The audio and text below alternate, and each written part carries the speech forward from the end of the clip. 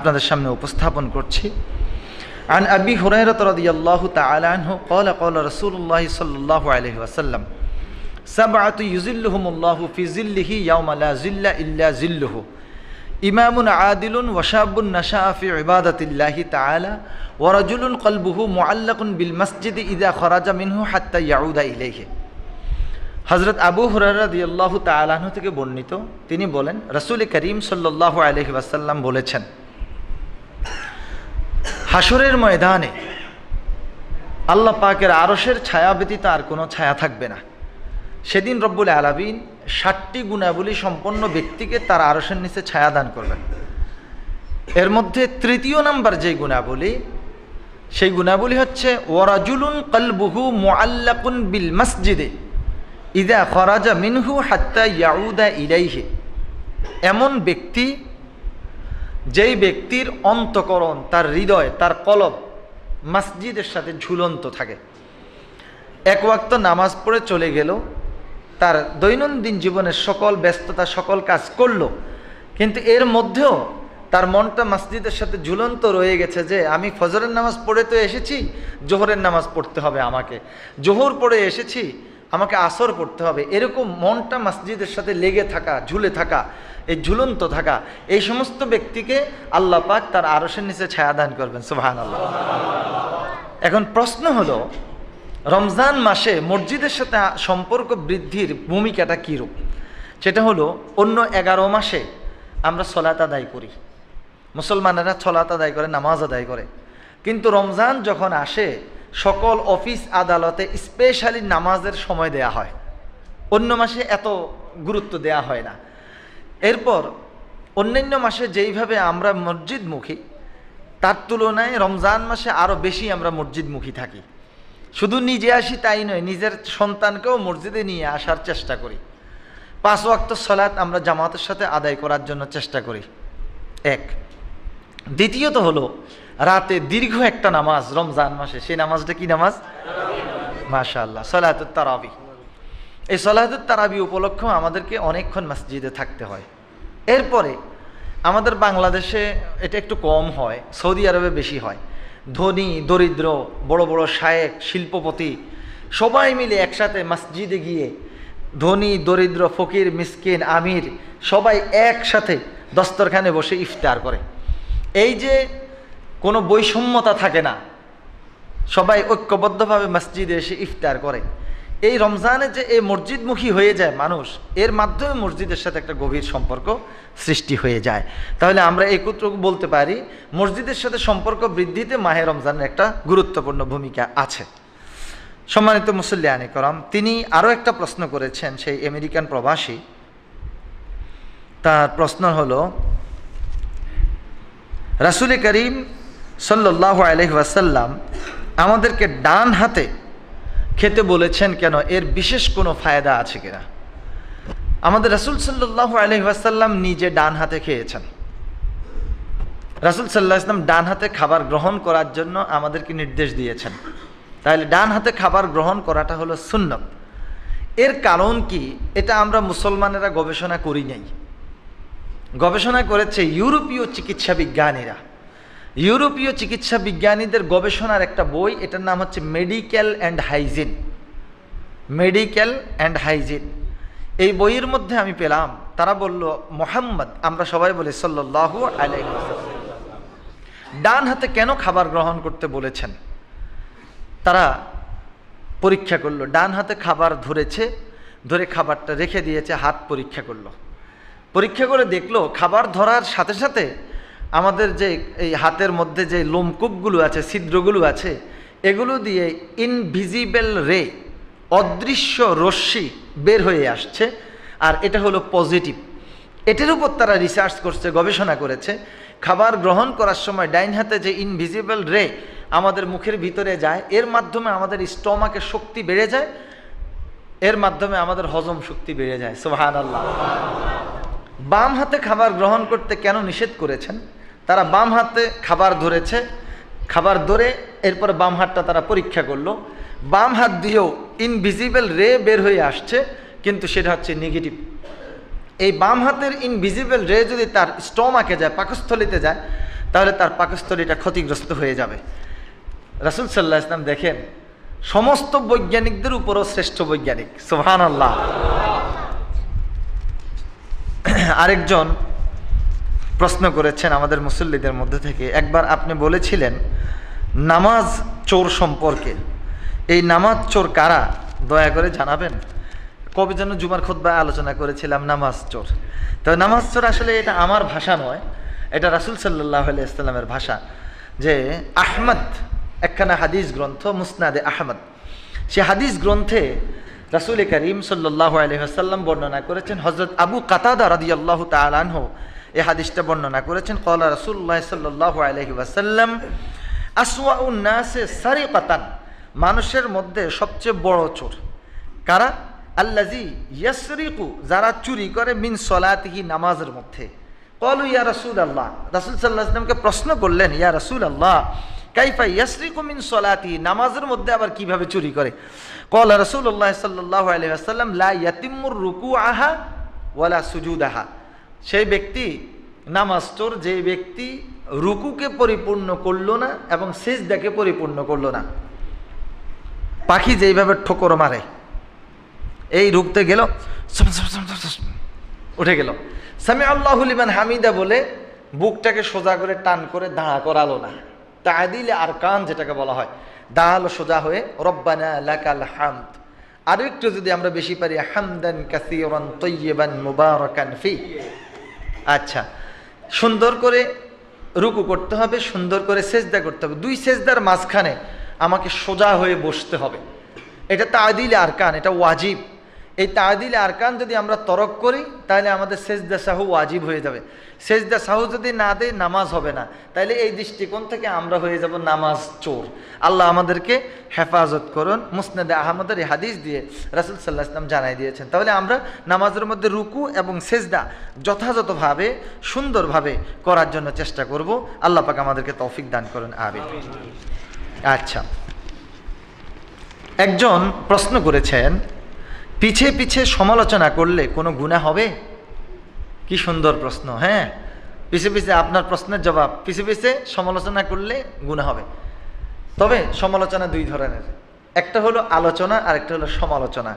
যদি কারো ব্যাপারে ভালো কোনো আলোচনা হয় তার পিছনে, তাইলে গুনাহ হবে না, সওয়াব হবে। আর যদি পিছনে সমালোচনা হয়, তার খারাপ কোনো দিক নিয়ে আলোচনা করা হয়, সমালোচনা করা হয়, তাহলে গুনাহ হবে। কোরআনুল কারীমের ২৬ পারায় সূরা হুজরাতের ১২ নম্বর আয়াতে আল্লাহ পাক বলেছেন, ওয়ালা ইয়াগতাব বা'দুকুম বা'দা আইয়ুহিব্বু আহাদুকুম আন ইয়াকুলা লাহমা আখিহি মাইতান ফাকারিহিতুমুহু, তোমরা পরস্পর গীবত করো না। এই পিছনে সমালোচনা করাটাই হচ্ছে গীবত। তোমরা পরস্পর গীবত করো না। তোমরা কি তোমাদের মৃত ভাইয়ের মাংস খাওয়াকে পছন্দ করো? ফাকারিহিতুমুহু, অথচ তোমরা তা অপছন্দ করো। তাহলে দেখা যাচ্ছে আমরা যদি গীবত করি, পারস্পরিক সমালোচনা করি পিছনে, তাহলে মৃত ভাইয়ের গোস্ত খাওয়ার মতো। আল্লাহ পাক আমাদেরকে হেফাজত করুন, আমরা বলি আমিন। আচ্ছা, রাসূল সাল্লাল্লাহু আলাইহি ওয়াসাল্লাম এই সমালোচনা করতে নিষেধ করেছেন। হুজুর সাল্লাল্লাহু আলাইহি ওয়াসাল্লাম কঠিন ভাষায় নিষেধ করেছেন। যে এরপরে আসেন, আল গীবাতু আশাদ্দু মিনাজ জিনা, রাসূল বলেছেন গীবত করা হচ্ছে জেনার থেকেও আরো নিকৃষ্ট। অতএব আমরা এই ধরনের খারাপ কাজ থেকে বিরত থাকার জন্য চেষ্টা করব।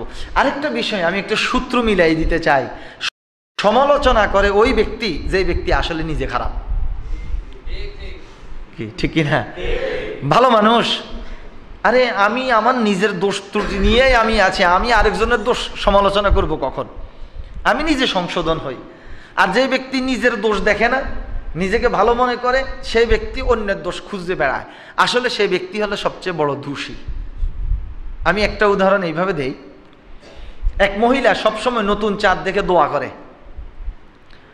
সারা ১ মাস রোজা পালন করেছে, রোজার মাস শেষ, ঈদের চাঁদ উদিত হলো। ছোট বাচ্চারা বলে যে চাঁদ দেখা গেছে, চাঁদ দেখা গেছে। এখন মহিলা তাড়াতাড়ি করে 2 হাত উঠে দোয়া করা শুরু করছে, আল্লাহ রোজাগুলো কবুল করো, আগামীকালকে ঈদ সুন্দরভাবে যাতে ঈদ উদযাপন করতে পারি তৌফিক দান করো, আমাদের বছরটা সুন্দরভাবে যাও।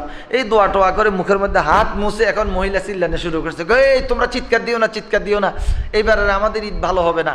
কি ব্যাপার? চাঁদের মধ্যে পায়খানার দুর্গন্ধ। কথাটা বুঝতে পেরেছেন? বেড সেন্ট অফ স্টুল, কেমন পায়খানার দুর্গন্ধ। এখন ছেলেরা বলতেছে কি ব্যাপার খালা, আপনি এরকম বলতেছেন? আমরা তো দেখি চাঁদ কত সুন্দরভাবে উদিত হয়েছে, আপনি বলেন পায়খানার দুর্গন্ধ। আপনি চাঁদের থেকে আপনি দুর্গন্ধ পাইলেন কেমনে? আমি সবসময় তো দোয়া করি, কখনো এরকম দুর্গন্ধ পাই না, কিন্তু আজকে দুর্গন্ধ পেলাম। খালা আপনি কি করছেন? আমার ছোট্ট একটা বাচ্চাকে আমি শৌচ করাইছিলাম, তো তোমরা যখন চাঁদ উঠছে বলছো, আমি আর ছেলেকে রেখে আমি মুনাজাত শুরু করে দিয়েছি। এখন হাত পরীক্ষা করে দেখা যায় তার বাম হাতের মধ্যে ছোট বাচ্চার পায়খানা লেগে আছে। এখন দুর্গন্ধ কি চাঁদের মধ্যে না তার হাতের মধ্যে? যারা মানুষের পিছনে পিছনে সমালোচনা করে, আসলে এগুলো পুরো দুর্গন্ধের মধ্যে ডুবে আছে। নিজের দুর্গন্ধ নিজে পায়, আর নিজের দুর্গন্ধ না বুঝে বলে যে আরেকজনের মধ্যে দুর্গন্ধ। কি ঠিক কিনা বলেন? আমরা এই ধরনের খারাপ সমালোচনা থেকে, গীবত থেকে, শেকায়েত থেকে, এগুলো থেকে আমরা নিজেরা বেঁচে থাকার জন্য চেষ্টা করব ইনশাআল্লাহ। আমাদের একজন বোন প্রশ্ন করেছেন যে হায়েজ অবস্থায় কোরআন তেলাওয়াত বা স্পর্শ করা কি যাবে? আমার বোন, হায়েজ অবস্থায় কোরআন স্পর্শ করা যাবে না, কোরআন তেলাওয়াতও করা যাবে না। শুধুমাত্র মাসনুন কিছু দোয়া আপনি আল্লাহর কাছে করতে পারবেন, কিন্তু এই অবস্থায় আপনি কোরআন স্পর্শ করতে পারবেন না। কোরআনুল কারীমের সূরা ওয়াকিয়ার মধ্যে আল্লাহ পাক বলে দিয়েছেন, সূরা ওয়াকিয়া ৭৭, ৭৮ এবং ৭৯ নম্বর আয়াতে আল্লাহ পাক বলেছেন। আর তাফসিরে কুরতুবি, তাফসিরে কাবির এবং তাফসিরে ইবনে কাসির এই বিষয়টা ব্যাখ্যা দিয়েছেন। সেটা হলো হদসে আসগর এবং হদসে আকবর অবস্থায় কোরআনকে স্পর্শ করা যাবে না। আল্লাহ পাকের আয়াত, ইন্নাহু লাকুরআনুন কারীম ফি কিতাবিম মাকনুন লা ইয়ামাসসুহু ইল্লাল মুতাহহারুন। সূরা ওয়াকিয়া ৭৭, ৭৮ এবং ৭৯ নম্বর আয়াত। আল্লাহ পাক বলছেন ইন্নাহু লাকুরআনুন কারীম, এই কোরআন একটা মহিমান্বিত কিতাব। ফি কিতাবিম মাকনুন, এটা একটা নির্ধারিত জায়গার মধ্যে, নির্দিষ্ট জায়গার মধ্যে লিপিবদ্ধ আছে। সেই জায়গাটা হচ্ছে লাউহে মাহফুজ, বাল হুয়া কোরআনুম মাজিদ ফি লাউহে মাহফুজ। পরের আয়াতে আল্লাহ পাক বলেছেন লা ইয়ামাসসুহু ইল্লাল মুতাহহারুন, পবিত্রতা অর্জন করা ছাড়া এই কোরআনকে স্পর্শ করা যাবে না। ফুকাহায়ে কেরাম এই আয়াতের আলোকে ওনারা রায় দিয়েছেন হদসে আসগর, হদসে আকবর। হদসে আসগর হলো যদি কারো অজু নষ্ট হয়ে যায়, তাহলে এটা হলো হদসে আসগর। প্রস্রাব করলো, পায়খানা করলো, অজু নষ্ট হয়ে গেল, অজু করে নিল, অজু করে কোরআন স্পর্শ করবে, অজু ছাড়া কোরআন ধরা যাবে না। আর হদসে আকবর যেটা, সেটা হলো যদি কারো স্বপ্নদোষ হয়, গোসল ফরজ হয়ে যায়, কোনো মা বোনদের হায়েজ হয়, নেফাস হয়, এটা হলো হদসে আকবর। এই অবস্থায়ও কোরআনুল কারীম স্পর্শ করা যাবে না, কোরআন তেলাওয়াত করা যাবে না, শুধু নির্ধারিত কিছু দোয়া পড়া যাবে। আর এই বিষয়গুলো বুখারী শরীফের মধ্যেও এসেছে আর মুসলিম শরীফের মধ্যে এসেছে। বুখারী শরীফের 2990 নম্বর হাদিসের মধ্যে এই মাসালাটা এসেছে, আর মুসলিম শরীফের 1869 নম্বর হাদিসের মধ্যে এই মাসালাটা এসেছে। আপনারা ইচ্ছা করলে এই হাদিসগুলো গ্রহণ করতে পারেন, খুলে আপনারা পড়তে পারেন। আরেকজন প্রশ্ন করেছেন গুনাহ বা পাপরাশির আগুন নিভানোর উপায় কি? খুব সুন্দর একটা গুরুত্বপূর্ণ তাত্ত্বিক কথা। আমাদের দ্বারা অনেক গুনাহ হয়ে যায়, অনেক পাপ হয়ে যায়, গুনার কারণে আমাদের জন্য আগুন জ্বলে। সে আগুনটা কোথায় জ্বলে? জাহান্নামে। এখন এই পাপরাশির কারণে, গুনাহের কারণে আগুনগুলো আমরা কিভাবে নিভাবো? তাবারানীতে একখানা হাদিস এসেছে, হযরত আনাস ইবনে মালিক রাদিয়াল্লাহু তাআলা আনহু হাদিসটা বর্ণনা করেছেন। রাসূল করিম সাল্লাল্লাহু আলাইহি ওয়াসাল্লাম বলেছেন ইন্না লিল্লাহি মালাকান ইউনাদি ইনদা কুল্লি সলাতিন, প্রত্যেক নামাজের ওয়াক্তে একজন ফেরেশতা ডাকতে থাকে ইয়া বানি আদম, হে বনি আদম, কুমু, তুমি দাঁড়াও, তুমি উঠো, ইলা নিরানিকুম, তোমার আগুনের কাছে। আচ্ছা, এরপর বলা হয়েছে কি আল্লাযী আওকাদতুমু, তুমি যে আগুনকে প্রজ্বলিত করেছ, এর ফাআতফিউহা, তুমি সে আগুনটাকে নিভাও। অর্থাৎ এটা দিয়ে এটাই বোঝানো হয়েছে তুমি পাপ কাজ করার কারণে তোমার যে জাহান্নামের আগুন তোমার জন্য প্রজ্বলিত হয়েছে, তুমি উঠো, তুমি 5 ওয়াক্ত সালাত ঠিকমতো আদায় করো। এই সালাত যদি তুমি আদায় করো তাহলে তোমার জাহান্নামের আগুন তোমার জন্য নিভে যাবে। সুবহানাল্লাহ। আল্লাহ পাক আমাদেরকে 5 ওয়াক্ত সালাত ওয়াক্ত মতো ঠিকমতো আদায় করার তৌফিক দান করুন, আমিন। এবার একজন মহিলার প্রশ্ন, তিনি প্রশ্ন করেছেন আমি একজন মহিলা, পর্দার গুরুত্ব সম্পর্কে জানতে চাই। পর্দার গুরুত্ব সম্পর্কে, পর্দার গুরুত্ব কোরআনেও আল্লাহ পাক বলেছেন, হাদিসেও রাসূল সাল্লাল্লাহু আলাইহি ওয়াসাল্লাম বলেছেন পর্দা করতে হবে। আন উবাদাহ ইবনে সামিত রাদিয়াল্লাহু তাআলা আনহু, তিরমিজি শরীফের হাদিস 611 নম্বর। হযরত উবাদাহ ইবনে সামিত রাদিয়াল্লাহু তাআলা আনহু থেকে বর্ণিত, ক্বালা, তিনি বলেছেন, ক্বালা রাসূলুল্লাহ সাল্লাল্লাহু আলাইহি ওয়াসাল্লাম, মান ইয়াজমানু লি সিত্তাম মিন আনফুসিকুম আজমানু লাকুমুল জান্নাহ উসদুকু ইযা হাদাসতুম ওয়া আউফু ইযা ওয়া'আদতুম ওয়া আদ্দু ইযা তুমিনতুম ওয়াহফাজু ফুরুজাকুম ওয়া গুদ্দু আবসারাকুম ওয়া কুফু আইদিয়াকুম। এখানে 6টা বিষয়ের কথা বলা হয়েছে। তুমি যদি 6টা বিষয় আমি রাসূলের জন্য নিয়ন্ত্রণ করো, জামিন হও, আমি তোমার জন্য জান্নাতের জামিন হয়ে যাব। সুবহানাল্লাহ। এর মধ্যে একটা বিষয় আসছে, তোমাদের চক্ষুকে অবনমিত রাখো, তোমাদের চক্ষুকে ওয়াগুদ্দু আবসারাকুম, তোমাদের চক্ষুকে অবনমিত রাখো। এটা দিয়ে পর্দাকে বোঝানো হয়েছে, পর্দার ব্যাপারে এখানে গুরুত্ব দেয়া হয়েছে। আমি উদাহরণ এইভাবে দিয়ে থাকি, সমুদ্রের মধ্যে ঝিনুক থাকে, ঝিনুকের মধ্যে মূল্যবান একটা জিনিস থাকে, এটার নাম হলো মুক্তা। ঠিক কিনা বলেন? মুক্তাটা ঝিনুকের মধ্যে যেরকম নিরাপদ থাকে, নারীরা পর্দার মধ্যে ঠিক সেরকম নিরাপদ থাকে। নারীরা যদি পর্দা মতো চলে তাহলে নারীরা নিরাপদ, আর নারীরা বেপর্দা হয়ে যাবে তখন নারীরাও নিরাপদ থাকে না। আর এই বেপর্দা নারীদের উসিলায় যুবক মানুষেরাও গুনাহগার হচ্ছে। কি ঠিক কিনা বলেন? সম্মানিত মুসল্লিয়ানি করম, বেপর্দার কারণে কি ঘটছে? আমাদের বাংলাদেশেই একজন ব্যক্তি বিবাহ করার পর তার স্ত্রীকে রেখে 5 বছরের জন্য বিদেশ চলে গেল। সে চলে যাওয়ার পর পাশের ঘরের এক দেবর বলে, ভাবি একা একা খারাপ লাগতেছে। ভাবি প্রথম তার সাথে কথা বলতে চায় না, এরপরে তার খুব সুন্দর ভাব ভঙ্গিমায় পড়ে গেছে। এখন ভাবি বলতেছে, আমার তো ভয় লাগে কেউ যদি দেখে ফেলে, আমরা সতর্কতার সাথে থাকবো। এরকম করতে করতে তার সাথে অবৈধ সম্পর্ক হয়ে গেছে। এরপর এই দেবরেরও বিদেশ যাওয়ার সময় হয়ে গেছে, দেবর বিদেশ চলে গেছে। 2 বছর পর সে আবার দেশে আসলো। এরই মাঝে আরেক দেবরের সাথে তার খারাপ সম্পর্ক হয়ে গেছে। এগুলো আপন দেবর না, এই চাচাতো জ্যাঠাতো ভাই আর কি।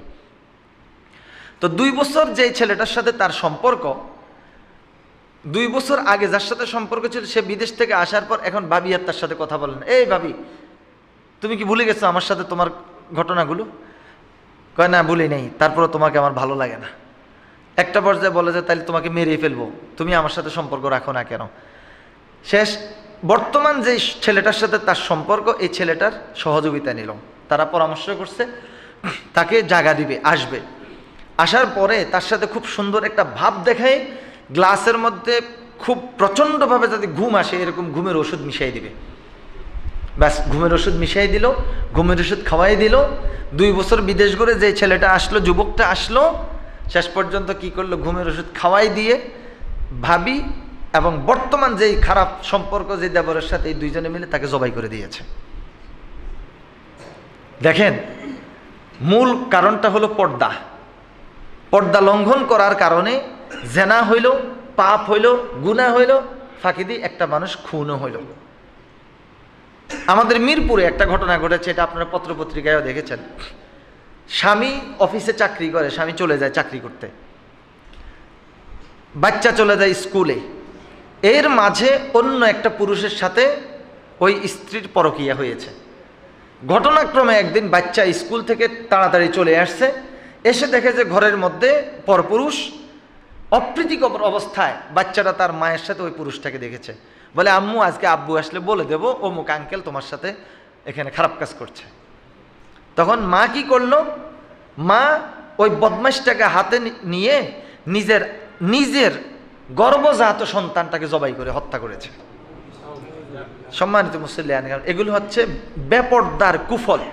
আল্লাহ পাক আমাদের মা বোনদেরকে, আমাদের মেয়েগুলোকে পর্দা মতো চলার তৌফিক দান করুন।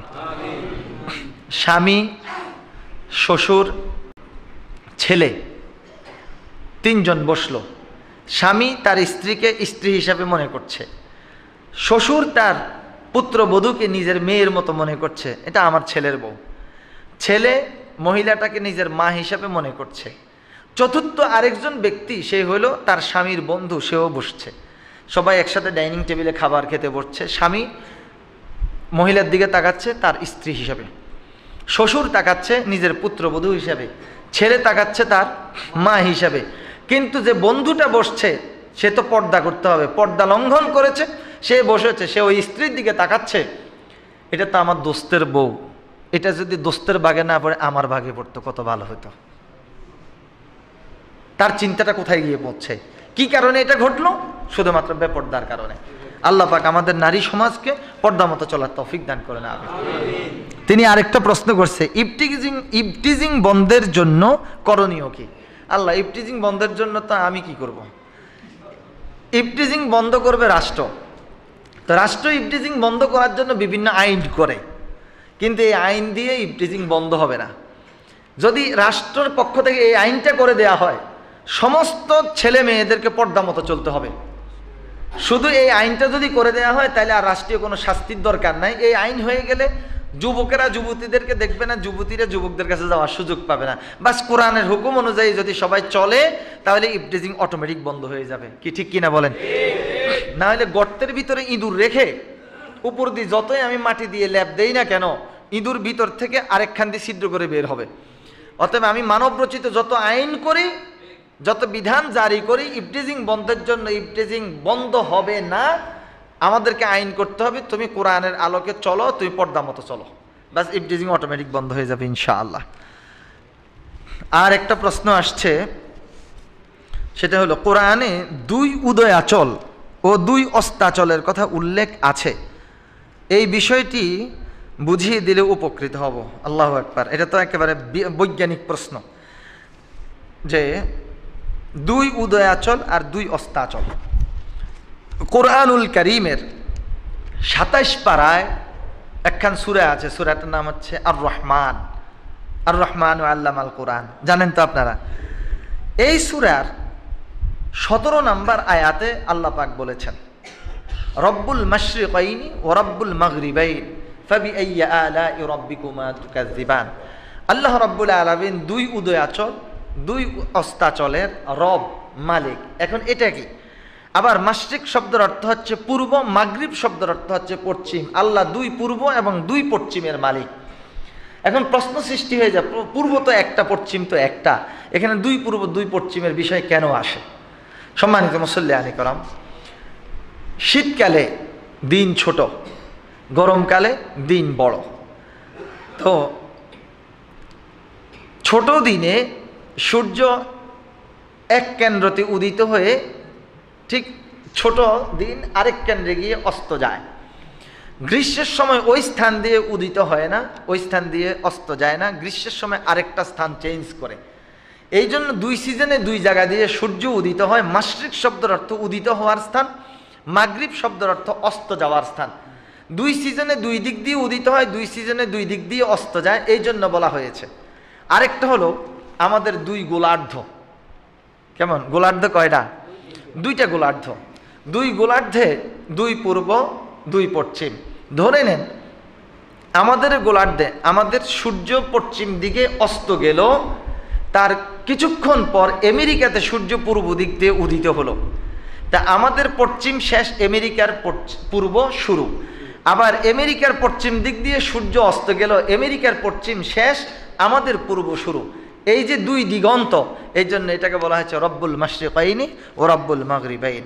আশা করি প্রশ্নের উত্তরটা আমরা বুঝতে পেরেছি। সম্মানিত মুসল্লিয়ানি করম, এবার আরেকজন প্রশ্ন করেছেন, তার প্রশ্নটা এসেছে ফিনল্যান্ড থেকে। কবরবাসীর কাছে কিছু চাওয়া যাবে?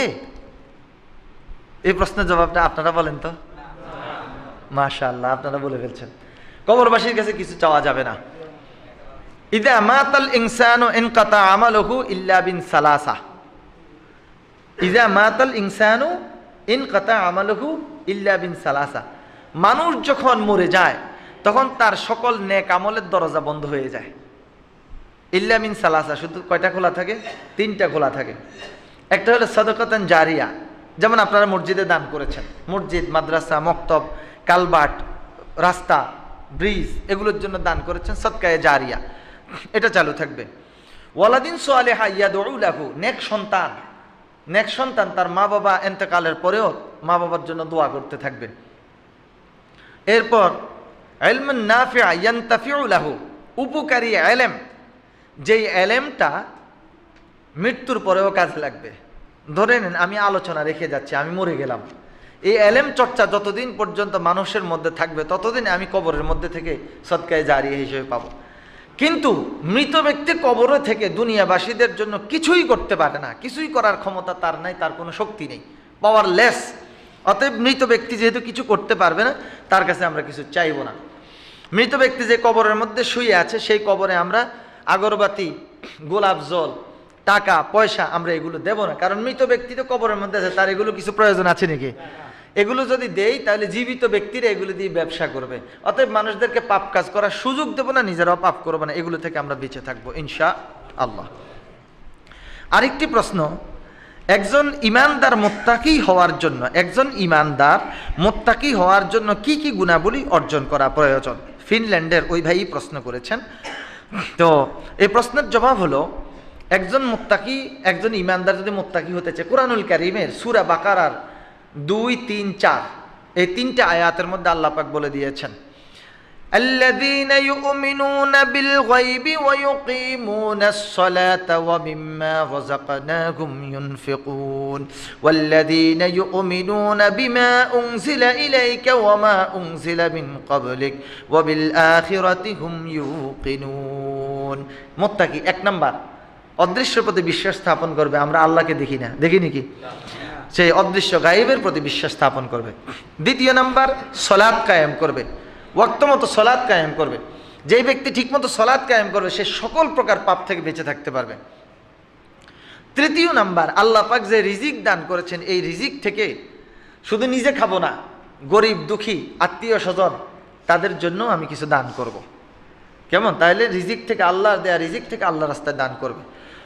এরপর চতুর্থ নাম্বার, আল্লাহ পাক যে কিতাব নাজিল করেছে বর্তমান এবং অতীত সকল কিতাবের প্রতি বিশ্বাস স্থাপন করতে হবে। পঞ্চম নাম্বার, আখিরাতের প্রতি বিশ্বাস স্থাপন করতে হবে। আখিরাতের প্রতি যার বিশ্বাস আছে সেই ব্যক্তি কোনো প্রকার পাপ কাজ করতে পারবে নাকি? পারবে না।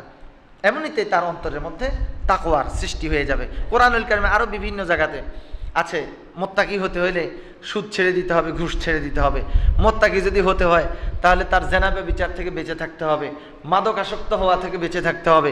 মুত্তাকি যদি হতে হয় মিথ্যা কথা থেকে বেঁচে থাকতে হবে। এরকম এগুলো সব হচ্ছে মুত্তাকির গুণাবলী। আল্লাহ পাক আমাদেরকে এই গুণাবলীগুলো অর্জন করে খাঁটি মুত্তাকি হওয়ার তৌফিক দান করে না।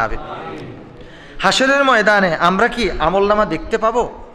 হাশরের ময়দানে আমরা কি আমলনামা দেখতে পাবো? জীবনের এত কিছু কি করে রেকর্ড করে রাখা হবে? 15 পারায় সূরা বানী ইসরাঈল, সূরা বানী ইসরাঈলের 14 নম্বর আয়াত আল্লাহ পাক বলেছেন, ইকরা কিতাবাকা কাফা বিনাফসিকাল ইয়াওমা আলাইকা হাসিবা। আজকে তোমার আমলনামা তোমাকে দিয়ে দেয়া হলো। এই দিনে তুমি তোমার নিজের আমলনামা তুমি নিজে পড়ো, আর এই তোমার আমলনামাই তোমার জন্য আজকের দিনে যথেষ্ট। সূরা বানী ইসরাঈল 15 পারা, আয়াত নাম্বার কত বলেছি? 14। তাহলে এই আয়াত দিয়ে আমরা যা বুঝতে পারছি, আমরা আমাদের আমলনামা দেখতে পাবো। যদি নেককার হয়ে আমলনামা আসবে ডান হাতে, বদকার যদি হয় তাহলে আমলনামা যাবে আমাদের বাম হাতে। আল্লাহ পাক আমাদেরকে নেককার হওয়ার তৌফিক দান করুন, আমরা যাতে ডান হাতে আমলনামা গ্রহণ করতে পারি সেই তৌফিক আল্লাহ আমাদেরকে দান করুন। আমিন। আয়াতে আল্লাহ পাক বলেছেন, আল্লাযীনা ইত্তাখাযাউ দীনাহুম লাহওয়াম ওয়া লাইবা, যারা এই দ্বীনকে গ্রহণ করেছে লাহওয়াম ওয়া লাইবা, এটা খেল তামাশার বস্তু হিসাবে এই দ্বীনকে গ্রহণ করেছে, এই সমস্ত ব্যক্তিদের ব্যাপারে রব্বুল আলামিন বলে দিয়েছেন তারা যেরকম দ্বীনকে ভুলে রইল, কিয়ামতের ময়দানে আমি রব্বুল আলামিনও তাদেরকে ভুলে থাকবো। আমরা সবাই বলি নাউযুবিল্লাহ। কোরআনুল কারীমের সূরা আল আরাফের 51 নম্বর আয়াতে আল্লাহ পাক বলেছেন। এখন খেল তামাশার বস্তু হিসেবে দ্বীনকে কিভাবে গ্রহণ করছে? আচ্ছা, বিবাহ করা এটা কি সুন্নত না? আন-নিকাহু সুন্নতি, রাসূল সাল্লাল্লাহু আলাইহি ওয়াসাল্লাম বলেছেন বিবাহ করা হচ্ছে সুন্নত। এই সুন্নত বিবাহের অনুষ্ঠান, আকিকা করা সুন্নত, আকিকার অনুষ্ঠান, সুন্নতে খতনা, খতনার অনুষ্ঠান, এটা একটা সুন্নত, দ্বীনি অনুষ্ঠান। সেই অনুষ্ঠানে আমরা কি করছি? এই দিনটাকে আমরা খেলতামশা হিসাবে নিয়ে নিয়েছি। আল্লাহু আকবার, সারা রাত ডোল তবলা ডেকসেট ডুমডুমা ডুমডুম দুমুদ্দম দুম, কি ঠিক কিনা বলেন? এই যারা এই কাজগুলো করছে হাশরের ময়দানে আল্লাহ রাব্বুল আলামিন তাদেরকে ভুলে থাকবেন। আমরা সবাই বলি নাউজুবিল্লাহ। মুসলিম শরীফের 2968 নম্বর হাদিসে রাসূল করিম সাল্লাল্লাহু আলাইহি ওয়াসাল্লাম বলেন, হযরত আবু হুরায়রা রাদিয়াল্লাহু তাআলা হাদিসটা বর্ণনা করেছেন। সাহাবাগণ জিজ্ঞেস করলেন, ইয়া রাসূলুল্লাহ, হাসরের ময়দানে কি আল্লাহর সাথে আমাদের দেখা হবে? হুজুর পাক সাল্লাল্লাহু আলাইহি ওয়াসাল্লাম বললেন, দেখা হবে। আল্লাহ পাক এক ব্যক্তিকে ডাকবেন, ডেকে বলবেন, হে আল্লাহর বান্দা, আমি কি দুনিয়াতে তোমাকে ধন সম্পদ দেই নাই, তোমাকে আরাম আয়েশ দেই নাই, তোমাকে প্রাচুর্য দেই নাই, সুখ শান্তি দেই নাই? হ্যাঁ রব্বুল আলামিন, আপনি আমাকে সব দিয়েছেন। আচ্ছা, আজকের এই দিনে যে আমার সাথে তোমার সাক্ষাৎ হবে, এই কথাটা কি তোমার মনে ছিল? রব্বুল আলামিন, আমি সেই কথাটা ভুলে গিয়েছিলাম, যে সেই জন্য আমি অনেক পাপ কাজ করেছি, আমি আজকে গুনাহগার হিসেবে আপনার দরবারে হাজির। আল্লাহ পাক বলেন, জীবিত থাকা অবস্থায় তুমি যেরকম আমার হুকুম হাকামকে আরাম আয়েশের মধ্যে থেকে ভুলে গেছো, আজকের হাসরের ময়দানে আমি রব্বুল আলামিন তোমাকে ভুলে গেলাম, তোমার জন্য জাহান্নাম। আমরা সবাই বলি নাউজুবিল্লাহ। রব্বুল আলামিন আমাদেরকে মাফ করুন বলি আমিন। সম্মানিত মুসল্লিয়ানি করম, আর একটা প্রশ্ন আসছে, জান্নাতীদের পানাহার কাফেররা কি দেখতে পাবে? আচ্ছা, আপনাদের কি মনে হয়, জান্নাতীরা যে খাবে কাফেররা দেখবে নাকি? একটা পর্যায়ে কাফেরদেরকে দেখাবে। কোরআনুল কারীমের 8ম পারায় সূরা আল আরাফের 50 নম্বর আয়াতে আল্লাহ পাক বলে দিয়েছেন, ওয়ানাদা আসহাবুন নার আসহাবাল জান্নাহ, আসহাবুন নার জাহান্নামীরা জান্নাতবাসীদেরকে ডেকে ডেকে বলবেন, আন আফিদু আলাইনা মিনাল মা, আমাদেরকে কিছু পানি দাও, তোমাদের পক্ষ থেকে কিছু পানি দাও। আও মিম্মা রাযাকাকুমুল্লাহ, অথবা আল্লাহ যে তোমাদেরকে রিজিক দান করেছেন এখান থেকে কিছু দাও। তখন আপনারা যারা নেককার, আল্লাহ সকলকে জান্নাতি হিসেবে কবুল করুন বলে আমিন। যদি আল্লাহ নসিবে কুলে আমরা জান্নাতে যাই, আপনারা জান্নাতে যান, তখন আপনারা বলবেন, ক্বালু ইন্নাল্লাহা হাররামাহুমা আলাল কাফিরিন, তখন আপনারা বলবেন, না না না, দেয়া যাবে না, আল্লাহ পাক তোমাদের জন্য এই পানীয় এবং খাদ্য দুইটা হারাম করে দিয়েছেন। তখন তারা কপালে থাপ্পড় মারবে আর আফসোস করবে, হায় আল্লাহ, ইয়া লাইতানি কুনতু তুরাবা, আল্লাহ গো, আর তো সহ্য করতে পারছি না এই শাস্তি, যদি তুমি আমাদেরকে মাটি করে দিতে। আল্লাহ পাক বলবেন, না, এই সুযোগ আর নাই, মাটি করব না, চিরকাল তোমরা জাহান্নামের আযাব ভোগ করতে থাকো। আল্লাহ পাক রব্বুল আলামিন আমাদের সকলকে ক্ষমা করুন, মাফ করুন, আমরা সবাই বলি আমিন। সম্মানিত মুসল্লিয়ানে কেরাম, আরেকজন ভাই সালাম জানিয়ে প্রশ্ন করেছেন, আমরা যে কদরের নামাজ পড়ি তাতে বলা হয় যে যত রমজান তত কুল দিয়ে নামাজ পড়তে হবে, সঠিক তথ্যটি জানতে চাই। যেমন 27 রোজা 27 কুল দিয়ে নামাজ পড়তে হবে, এটা সম্পূর্ণ বেদাত। এখানে কোরআন এবং হাদিসের মধ্যে এরকম কোনো কিছু নাই। আপনি যখন লাইলাতুল কদরে আপনি নামাজ পড়বেন, নফল নামাজ পড়বেন, সূরা ফাতিহার সাথে আপনার যেই সূরাটা সহজ লাগে, ভালো লাগে, আপনি সেই সূরা দিয়েই আপনি নামাজ আদায় করে নেবেন, এটার জন্য নির্ধারিত কোনো সূরা নাই। আচ্ছা, আরেকজন প্রশ্ন করেছেন, অজু করে খাওয়া দাওয়ার পরে নামাজ পড়লে অজুর কোনো সমস্যা হবে কি না? না, অজুর পর আপনি খাওয়া দাওয়া করলে আপনার কোনো সমস্যা হবে না। যদি কাঁচা পেঁয়াজ, কাঁচা রসুন এগুলো খান, তাহলে শুধুমাত্র দাঁতটা ব্রাশ করে মুখটা পরিষ্কার করে নেবেন। আর যদি আপনি উটের গোস্ত খান, খেয়াল রাখবেন, উটের গোস্ত যদি আপনি অজুর পরে খান, উটের গোস্ত খেলে কেন যেন জানি না অজু নষ্ট হয়ে যাবে, আপনাকে নতুন করে অজু করতে হবে। আচ্ছা, লুঙ্গি পরে অজু করে পরে প্যান্ট পরে নামাজ পড়লে কোনো সমস্যা হবে কি না? না, লুঙ্গি পরে অজু করলে পরে প্যান্ট পরে নামাজ পড়লে কোনো সমস্যা হবে না। তবে খেয়াল রাখতে হবে প্যান্ট যাতে করে টাকনির নিচে না পড়ে। গ্রামের মহিলারা গরুর গোবর হাত দিয়ে ধরে কাজ করে, পরবর্তীতে নামাজ পড়তে চাইলে শুধু সাবান দিয়ে হাত ধুয়ে অজু করলে চলবে নাকি গোসলও করতে হবে? 1 নম্বর কথা হলো, যিনি এই প্রশ্নটা করেছেন নিশ্চয় তার গ্রামের সাথে সম্পর্ক আছে। গোবর দিয়ে এক জাতীয় লাঠি বানায়, এটা লাকড়ি খড়ি হিসেবে ব্যবহার করে, এই ব্যবহার করাটা ঠিক হবে না। গোবরটা হচ্ছে নাপাক, অপবিত্র এবং হারাম।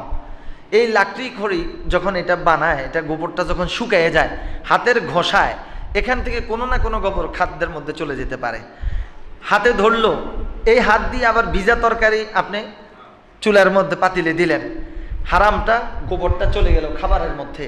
কতটুকু সতর্ক থাকা যায়? এই জন্য হালালের সাথে হারামটা মিক্সড হয়ে যাবে। যারা গোবর ব্যবহার করে রান্না বান্না করে তাদের প্রতি অনুরোধ করব, এটা ছেড়ে দিয়ে লাকড়ি খড়ি ব্যবহার করেন। আচ্ছা, যদি গোবর কেউ ধরে, তার যদি অজু থাকে, গোবর ধরলে তার অজু নষ্ট হবে না, সাবান দিয়ে হাত ধুয়ে নিলে চলবে। আর গোবর ধরার কারণে সাবান দিয়ে হাত ধুয়ে নিলেই চলবে। যদি অজু না থাকে অজু করে নেবে, তার গোসল করার কোনো প্রয়োজন নেই। গোবর ধরলে তার গোসল করতে হবে না। সম্মানিত মুসল্লিয়ান কারণ আলহামদুলিল্লাহ, আমার কাছে খুব ভালো লাগতেছে। আপনারা জানার জন্য অনেক আগ্রহী, অনেক প্রশ্ন আপনারা করেছেন, অনেক প্রশ্ন করেছেন। হাল ইয়াস্তাবিল্লাযীনা ইয়ালামুনা ওয়াল্লাযীনা লা ইয়ালামুন, আল্লাহ পাক কোরআনেই বলেছেন। আপনারা জানতে চাচ্ছেন, জানা দরকার, জানলেই তো আমরা মানতে পারবো, কি ঠিক কিনা বলেন? একজন ভাই চিঠির মতো বিশাল বড় এক প্রশ্ন করেছেন। খতিব সাহেব আসসালামু আলাইকুম। ওয়ালাইকুম আসসালাম ওয়া রাহমাতুল্লাহ। আমরা সালেহানগরবাসী, সালেহানগরে একটা মাজার আছে। মহল্লার অনেকেই মাজারটাকে মুকাম বলে, কিন্তু আমার বিবেক বলে এটা শিরকের আখড়া। আপনার বিবেক যেটা বলে, আপনার সাথে আমিও একমত। মরে গেছে, কবর দিয়া হয়ে গেছে। রাসূল সাল্লাল্লাহু আলাইহি ওয়াসাল্লাম যখন মক্কা থেকে মদিনায় হিজরত করে গেছেন, বলছেন উঁচু কবর যা আছে সবগুলো হে আলী কোদাল দিয়ে সব সমান করে ফেলো, কোনো কবরের চিহ্ন রাখবা না। এখন কবর এটারে মাজার বানায়। আচ্ছা, উনি আরো কি বলতে চায় একটু শুনি। 2-3 মাস যাবত মাজারের কাছাকাছি বাসা হওয়াতে ব্যাপারটা খুব লক্ষ্য করি। মহিলা পুরুষ মোমবাতি আগরবাতি জ্বালাইয়া বিনীতভাবে কান্নাকাটি করে। প্রতীক হেঁটে যাওয়ার সময় মাজারের দেওয়াল ধরে হাতে চুমা খায়। এগুলো সব হারাম, সম্পূর্ণ হারাম। এই মাজারের দেওয়াল ধরে চুমু খাইলে, মাজার ধরে কান্নাকাটি করলে কি লাভ হবে? কান্নাকাটি করার উদ্দেশ্য তো হইলো, ও বাবা আমি গুনাহগার, তুমি আমারে বাঁচাও, কি ঠিক কিনা বলে? কান্নাকাটি করবে আমরা মসজিদে এসে, নারীরা ঘরে বসে একটা নির্ধারিত জায়গায় বসে কান্নাকাটি করবে। এগুলো সম্পূর্ণ বেদাত এবং সম্পূর্ণ হারাম। এরপরে মাজারের দেওয়ালে চুমু খায়। এটা কোথায় পেয়েছে এই চুমু খাওয়া? রাসূল সাল্লাল্লাহু আলাইহি ওয়াসাল্লামের যদি মাজারে চুমু খাওয়া ইসলামী শরীয়তে থাকতো, তাহলে সবচেয়ে বেশি চুমু পড়তো রাসূলের রওজায়, কি ঠিক কিনা বলে? ওইখানে আপনি চুমু দেয়া থাক দূরের কথা, একটা মাথাটা এরকম করবেন, তখন মতো আজারা আছে, ইয়া হাজ হারাম, ইয়া হাজ হারাম, ইয়া আল্লাহ রো রো, ইয়া হাজ হারাম হারাম, কি ঠিক কিনা বলেন? যারা হজ করেছেন তারা দেখে আসছেন। তো এগুলো হচ্ছে মাজার দিয়ে একটা ব্যবসার একটা কারণ। আচ্ছা, শুধু এখানেই শেষ নয়, কোমলমতি শিশুদেরও শিক্ষা দেওয়া হয় চুমা দেওয়ার জন্য। এই প্রকাশ্যে শিরক থেকে কিভাবে এলাকাবাসীকে বাঁচানো যায় তার একটা সুন্দর হেদায়েতমূলক ও দিক নির্দেশনামূলক আলোচনা চাই। তো ইনশাআল্লাহ এটা জুমার খুতবার আলোচনায় আমরা এই দীর্ঘ আলোচনা করব। এটা অনেক বড় বিষয়। মূল কথা হচ্ছে এটা শিরক।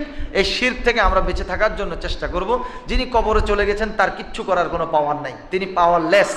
অতএব পাওয়ারলেস লোকের কাছে কান্নাকাটি করার কোনো যুক্তিকতা নাই। যা কিছু চাওয়ার চাইবো আল্লাহর কাছে, যা কান্নাকাটি করার করবো কার কাছে? আল্লাহর কাছে। আল্লাহ আমি শুধুমাত্র তোমার মুখাপেক্ষী, তুমি কারো মুখাপেক্ষী নন। অতএব যা চাওয়ার আছে আমরা আল্লাহর কাছে চাইবো। আল্লাহ পাক শিরক থেকে, বেদাত থেকে আমাদেরকে বেঁচে থাকার তৌফিক দান করেন, আমিন। আরেকজন প্রশ্ন করেছেন, নামাজ শেষে সালাম ফিরানোর পর ইমাম সাহেব মুনাজাত করেন, এটা কি সহি? আমাদের নবী সাল্লাল্লাহু আলাইহি ওয়াসাল্লাম এটা কি করতেন? উনি না করে থাকলে এটা কি বেদাত নয়? সুন্দর কথা। 2, হযরত ইব্রাহিম আলাইহিস সালামকে মুসলিম জাহানের পিতা বলা হয় কেন? বিস্তারিত বলবেন। সুন্দর গঠনমূলক প্রশ্ন তিনি করেছেন। ভাই, আমি আপনার প্রথম প্রশ্নের সাথে আপনার সাথে সুর মিলাই যেটা বলবো, রাসূল সাল্লাল্লাহু আলাইহি ওয়াসাল্লাম নামাজের সালাম ফিরানোর পর আমরা যেই পদ্ধতিতে আল্লাহুম্মা আমিন মুনাজাত করি, এই ধরনের কোনো মুনাজাত রাসূল সাল্লাল্লাহু আলাইহি ওয়াসাল্লাম করেন নাই। সাহাবা একরাম এরকম মুনাজাত করেন নাই। চিরাচরিত রুসুম রেওয়াজ হিসেবে আমাদের দেশে এটা প্রচলিত। কাবা শরীফে মসজিদে নববীতে আপনারা নামাজ পড়বেন, দেখবেন আসসালামু আলাইকুম ওয়া রাহমাতুল্লাহ, আসসালামু আলাইকুম ওয়া রাহমাতুল্লাহ, শেষ। এখন আমি যদি আজকে জুমার নামাজের পর মুনাজাত না দিয়ে উঠে যাই, চিল্লা পাল্লা শুরু হয়ে যাবে, খতিব সাহেব আয় হায় হায় কি করলো, আমাদেরকে জান্নাতে পৌঁছাইলো না, কি ঠিক না? আস্তে আস্তে এটা আমাদেরকে খেয়াল রাখতে হবে। রাসূল সাল্লাল্লাহু আলাইহি ওয়াসাল্লাম সালাম ফিরানোর পর কি করেছেন? সালাম ফিরানোর পর হুজুর সাল্লাল্লাহু আলাইহি ওয়াসাল্লাম বলেছেন আল্লাহু আকবার, একবার। 3 বার পড়েছেন আস্তাগফিরুল্লাহ, আস্তাগফিরুল্লাহ, আস্তাগফিরুল্লাহ রাব্বি মিন কুল্লি যামবিন ওয়া আতুবু ইলাইহি লা হাওলা ওয়া লা কুওয়াতা ইল্লা বিল্লাহিল আলিয়্যিল আযীম। এরপর রাসূল সাল্লাল্লাহু আলাইহি ওয়াসাল্লাম দোয়া করেছেন, আল্লাহুম্মা আইন্নি আলা যিকরিকা ওয়া শুকরিকা ওয়া হুসনি ইবাদাতিক, অথবা রব্বি আইন্নি আলা যিকরিকা ওয়া শুকরিকা ওয়া হুসনি ইবাদাতিক, লা ইলাহা ইল্লাল্লাহু ওয়াহদাহু লা শারীকা লাহু, লাহুল মুলকু ওয়া লাহুল হামদু ওয়া হুয়া আলা কুল্লি শাইইন কাদির, সুবহানাল্লাহি ওয়া বিহামদিহি সুবহানাল্লাহিল আযীম, সুবহানাল্লাহি ওয়াল হামদুলিল্লাহি ওয়া লা ইলাহা ইল্লাল্লাহু আল্লাহু আকবার। এইভাবে তাসবিহগুলো করেছেন। এরপরে সূরা ইখলাস 3 বার পড়েছেন, আয়াতুল কুরসি পড়েছেন, সুবহানাল্লাহ 33 বার, আলহামদুলিল্লাহ 33 বার, আল্লাহু আকবার 34 বার পড়ে এরপরে অন্য নামাজ আদায় করেছেন। এখন আমাদের এমন একটা রুসুম হয়ে গেছে, এটা আমাদের চেঞ্জ করতে একটু সময় লাগবে, তবে আস্তে আস্তে এটা পরিহার করে রাসূল সাল্লাল্লাহু আলাইহি ওয়াসাল্লাম সালাম ফিরানোর পর বসে বসে যে দোয়াগুলো পড়েছেন, তাসবিহগুলো করেছেন, আমাদের এটা করাই হচ্ছে মাসনুন, এটা করাই উচিত। আপনাকে ধন্যবাদ। ফারুক মোহাম্মদ মুসা তিনি এই প্রশ্ন করেছেন। আচ্ছা, হজরত ইব্রাহিম আলাইহিস সালামকে মুসলিম জাহানের পিতা বলা হয় কেন? হজরত ইব্রাহিম আলাইহিস সালাম তার পুত্র ইসমাইল আলাইহিস সালাম, ইসমাইল আলাইহিস সালামের বংশে একজন নবী এসেছেন, তিনি শ্রেষ্ঠ নবী, শ্রেষ্ঠ রাসূল মুহাম্মদ সাল্লাল্লাহু আলাইহি ওয়াসাল্লাম। তার আরেক পুত্র ইসহাক আলাইহিস সালাম, ইসহাক আলাইহিস সালামের পুত্র ইয়াকুব আলাইহিস সালাম, ইয়াকুব আলাইহিস সালামের পুত্র ইউসুফ আলাইহিস সালাম। এইভাবে ইসহাক আলাইহিস সালামের বংশ থেকে বনি ইসরায়েলের অসংখ্য নবী এসেছেন। তো তার বংশ থেকে যে এত নবী এসেছে আর তার দ্বীনকে ইসলাম বলা হয়েছে, এই জন্য এতগুলো নবীর পিতা হওয়ার কারণে হযরত ইব্রাহিম আলাইহিস সালামকে মুসলিম জাহানের মুসলিম মিল্লাতের পিতা বলা হয়। হুয়া সাম্মাকুমুল মুসলিমিন মিল্লাতা আবিকুম ইব্রাহিম হুয়া সাম্মাকুমুল মুসলিমিন। আচ্ছা, আরেকটি প্রশ্ন করেছেন একজন ভাই, খতমে তারাবি ফরজ, ওয়াজিব, সুন্নত নাকি নফল? খতমে তারাবি সবার জন্য বাধ্যতামূলক কিনা? তারাবির নামাজ সুন্নত, খতমে তারাবি কারো উপর সুন্নত নয়, ওয়াজিব নয়, নফলও নয়। কারণ হলো রাসূল সাল্লাল্লাহু আলাইহি ওয়াসাল্লাম খতম তারাবি পড়েন নাই। যে হুজুর এটা আবার কোন কথা বলতেছেন, রাসূল খতম তারাবি পড়েন নাই? রাসূল করিম সাল্লাল্লাহু আলাইহি ওয়াসাল্লাম সর্বশেষ যে রমজান পেয়েছে সেই রমজানেও কোরআন শরীফ পুরা নাজিল শেষ হয় নাই। তো যেহেতু পুরোপুরি কোরআন নাজিল শেষ হয় নাই, তাইলে খতম তারাবি কি করে হবে? কি ঠিক কিনা বলেন? আমরা খতম তারাবি পড়ি রমজান মাসে, তারাবির মধ্য দিয়ে বিভিন্ন জন বিভিন্ন ব্যস্ততা থাকে, অফিসিয়াল ব্যস্ততা থাকে, অনেকের খতম তারাবি কোরআন খতম করার সুযোগ হয় না। তো যেহেতু রমজান কোরআন নাজিলের মাস, তারাবির মধ্যে কোরআন শরীফ তেলাওয়াত করা হয়, 30 পারা কোরআন তেলাওয়াত করা হয়, এর মাধ্যমে আমরা কোরআন শরীফটা খতম করি। এটাই হলো মূল মাকসুদ, আর অন্য কোনো কিছু না। এটা করতেই হবে এমন কোনো বাধ্যবাধকতা নেই। কেউ যদি সূরা তারাবি পড়েন তিনিও তারাবির পূর্ণাঙ্গ সওয়াব পেয়ে যাবেন ইনশাআল্লাহ। এরপর প্রশ্ন করেছেন, নাম প্রকাশে অনিচ্ছুক, প্রশ্ন করেছেন, এই প্রশ্নের জবাবটা মনে হয় দিয়ে ফেলছি এর আগে। চেয়ার টেবিলে বসে খানা খাওয়া, না না না এটা জবাব দেই নেই। চেয়ার টেবিলে বসে খানা খাওয়া জায়েজ কি না? জায়েজ না হলে কি ধরনের গুনাহ হয় এবং এর পরিণাম কি জানতে চাই। দ্বিতীয়, কোনো ওজর ছাড়া কমোড বাথরুম ব্যবহার করা জায়েজ কি? জায়েজ না হলে কি ধরনের গুনাহ হয় জানতে চাই। আচ্ছা, চেয়ার টেবিলে বসে খানা খাওয়া জায়েজ কিনা? চেয়ার টেবিলে বসে খানা খাওয়া জায়েজ, আদবের খেলাফ, জায়েজ আদবের খেলাফ। পা ঝুলায়ে রাসূল সাল্লাল্লাহু আলাইহি ওয়াসাল্লাম খেতে বসেন নাই, তা আমরা যদি পা ঝুলায়ে বসি তাহলে এখানে আদবের খেলাফ হচ্ছে। তবে এটা নাজায়েজ হবে না এবং হারাম হবে না। খাবারের সময় মূল নিয়ম হচ্ছে 2 হাঁটু উঠাইয়ে বসা। এখন 2 হাঁটু উঠাইয়ে বসে যদি আমরা খেতে যাই তাহলে যার পেট বড় উনি তো বসতেই পারবেন না 2 হাঁটু উঠাইয়ে। তো এটা অবস্থার প্রেক্ষিতে। তবে টেবিল চেয়ারে বসে যদি কেউ খায় কোনো গুনাহ হবে না, গুনাহ হবে না। দস্তরখান বিছিয়ে সুন্দর করে বসে যদি তাবলিগ জামাতের ভাইরা যেভাবে খায় এইভাবে খেতে পারলে এটা বেশি সুন্দর লাগে আর কি। আচ্ছা, কোনো ওজর ছাড়া কমোড বাথরুমে, হাই কমোড মনে এটাই উনি বুঝাতে চাচ্ছেন, কোনো ওজর ছাড়া যদি কেউ হাই কমোড ব্যবহার করে, হাই কমোডটা যদি পাক পবিত্র থাকে তাহলে কোনো অসুবিধা নেই। আর যদি হাই কমোড পাক পবিত্র না থাকে তাহলে আপনি বসার সময় সুন্দর করে পানি দিয়ে এটা ধুয়ে এরপরে আপনি বসবেন, এটা নাজায়েজের কোনো কিছু না। কিন্তু সায়েন্টিফিক হলো প্যানের থেকে হাই কমরটাই হলো সবচেয়ে উপকারী, এটা মেডিকেল সায়েন্স বলছে। তো অতএব এখানে নাজায়েজ জায়েজ নাজায়েজের কোনো কিছু নেই, এটা আপনার শরীরের উপর, আপনার অবস্থার উপর। আপনি হাই কমর ব্যবহার করলে যদি এটা পাক পবিত্র থাকে, পরিষ্কার পরিচ্ছন্ন থাকে, আর কোনো অসুবিধা নেই।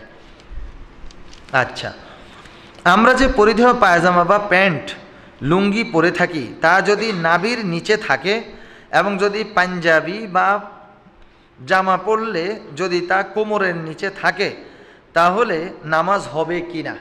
একটু খেয়াল করবেন, নাভির নিচে যদি পরি, নাভির নিচে, আর উপর দিয়ে যদি অন্য কোনো কাপড় চোপড় না থাকে, সতর ঢাকা, আহকাম আরকান 13টা ফরজের মধ্যে একটা ফরজ না, নাভি সতরের অন্তর্ভুক্ত।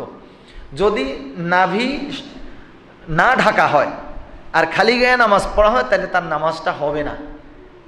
এবার আসেন, নাভির নিচে কাপড় অথবা প্যান্ট, উপরে পাঞ্জাবি আছে, গেঞ্জি আছে অথবা শার্ট আছে, তাই এই কারণেও কিন্তু তার সতরটা ঢেকে গেল।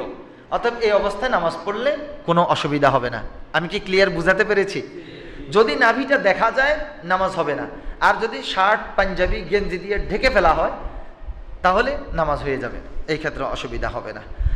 আর আরেকটা বিষয় একটু খেয়াল রাখবেন, ইদানিং দেখা যায় কোমরের নিচে, নাভির নিচে প্যান্ট পরে, এটা একটা ফ্যাশন হয়ে গেছে। পিছন দিয়ে যে জোড়ার যে ফাঁকা জায়গাটা এটা পর্যন্ত দেখা যায়, কি ঠিক কিনা? এটা হারাম। এই ধরনের যারা প্যান্ট পরেন এটা পরবেন না। যারা স্কিন টাইট প্যান্ট পরেন, স্কিন টাইট প্যান্ট পরার কারণে বসে প্রস্রাব করতে পারে না, দাঁড়ায় প্রস্রাব করতে হয়। দাঁড়ায় প্রস্রাব করতে গেলে প্রস্রাবের ছিটা গায়ের মধ্যে পড়ে, ওই প্যান্টটা অপবিত্র হয়ে যায়। আপনি জিন্স পরেন, কিন্তু জিন্স স্কিন টাইট আপনি পরেন না। স্কিন টাইট যদি পরেন তাহলে আপনি অপবিত্র হয়ে যাবেন, আপনি নামাজ পড়তে পারবেন না। তখন যদি বলে ভাই নামাজ পড়েন, তা আমার একটু ওজোর আছে, ওজোর তো থাকবে মহিলাদের, তোমার আবার কি ওজোর? আমার প্রস্রাব পড়ছে প্যান্টের মধ্যে। তো এগুলো পুরুষের আবার কিসের ওজোর? পাক পবিত্র থাকতে হবে আমাদেরকে, কেমন? আচ্ছা, প্রতারণা কি? দুনিয়াতে আসার পর বেহেশতে যাওয়ার জন্য কি কোনো পীরের হাত ধরতে হবে? আল্লাহু আকবার। এই জবাব দিলে তো অনেকে আবার বেজার হয়ে যাবেন। আপনারা বেজার হইয়েন না, আমি হক কথা বলে যাব ইনশাআল্লাহ, কেমন? আচ্ছা, প্রতারণা কি? প্রতারণা হলো একজন লোকের জাস্ট একটা উদাহরণ দেই। একজন লোকের কাছে আপনি আম বিক্রি করবেন, তাকে উপরে দিয়ে সুন্দর সুন্দর আম কয়টা দেখায় বিক্রি করার সময় ওই সুন্দর 2-3টা দিয়ে ভিতরে পচা আম কয়টা দিয়ে দিলেন, এটা হলো প্রতারণা। টাকা নিলেন, ভাই আমি তোমার এই কাজটা করে দেব, টাকা নিলেন, টাকা নিয়ে আর ফোনও ধরেন না, তার কাজও করেন না, আপনি আপনার মতো করে চলতেছেন, এখন আর ওকে চিনেন না, এটা হলো প্রতারণা। এই প্রতারণা ইসলামী শরীয়তে সম্পূর্ণরূপে হারাম। কোনো মুসলমানকে, কোনো মুসলমান অন্য কোনো মানুষকে প্রতারিত করতে পারবে না, প্রতারণা করা যাবে না, হারাম। এই থেকে বিরত থাকতে হবে। দুনিয়াতে আসার পর বেহেশতে যাওয়ার জন্য কি কোনো পীরের হাত ধরতে হবে কিনা? কোনো পীরের হাত ধরতে হবে বলে কোরআনের মধ্যে নেই, কোনো পীরের হাত ধরতে হবে হাদিসের মধ্যে নেই। এবার আপনি ধরবেন কি ধরবেন না এটা আপনি বুঝেন, ঠিক আছে? আপনি ধরবেন কি ধরবেন না এটা আপনি বুঝেন। কোরআনেও নাই, হাদিসেও নাই। রাসূল সাল্লাল্লাহু আলাইহি ওয়াসাল্লাম দুনিয়া থেকে বিদায় নেওয়ার পর খলিফাতুল মুসলিমিন আবু বকর রাদিয়াল্লাহু তাআলা আনহু হয়েছেন। বিদায় হজের সময় রাসূল সাল্লাল্লাহু আলাইহি ওয়াসাল্লাম লক্ষাধিক সাহাবীর সামনে ঘোষণা দিয়েছেন, তারাকতু ফীকুম আমরাইন লান তাদিল্লু মা তামাসসাকতুম বিহিমা কিতাবাল্লাহি ওয়া সুন্নতি। আমি চলে যাচ্ছি, আমি তোমাদের কাছে দুটো জিনিস রেখে যাচ্ছি, যারা এই দুটো জিনিসকে ধরবে, আঁকড়িয়ে ধরবে, তারা কখনো পথভ্রষ্ট হবে না। একটা হচ্ছে কিতাব আল্লাহ, আল্লাহ পাকের কিতাব, আর একটা হচ্ছে সুন্নাত রাসূল করিম সাল্লাল্লাহু আলাইহি ওয়াসাল্লামের সুন্নাহ। এই কথা বলে যান না আমি চলে যাচ্ছি তোমাদের কাছে আবু বকরকে রেখে যাচ্ছি, আমি চলে যাচ্ছি তোমাদের কাছে ওমরকে রেখে যাচ্ছি, ওসমানকে রেখে যাচ্ছি, আলীকে রেখে যাচ্ছি, এরকম কথা রাসূল বলেছেন? বলেন নাই। যদি এটা বলে যেতেন তাহলে কিন্তু একটা রসুম চালু হয়ে যেত।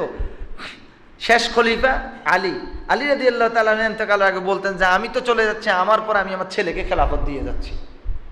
কি ঠিক কিনা বলেন? একটু দেখেন, আবু বকর রাদিয়াল্লাহু তাআলা এক পরিবারের, ওমর আরেক পরিবারের, ওসমান আরেক পরিবারের, আলী আরেক পরিবারের। এই যে খেলাফত তন্ত্র যেটা, এটার মধ্যে কিন্তু কোনো পরিবারতন্ত্র নাই, আছে নাকি? যারা এখানে অনেক পীর সাহেবের মুরিদানরা আছেন, আমার কথাগুলো আপনারা কেউ নেগেটিভলি নেবেন না। পীর সাহেব এন্তেকাল করবেন, অসুস্থ হয়ে গেছেন, মৃত্যু শয্যায় শায়িত। ঠিক সেই অবস্থায় অন্য খলিফাদের মধ্যে অনেক ভালো ভালো আলেম আছে, তাদেরকে খেলাফত দেয় না, না দিয়ে বলে যে আমার এতগুলো ছেলের মধ্যে আমার ওই ছেলেটা হবে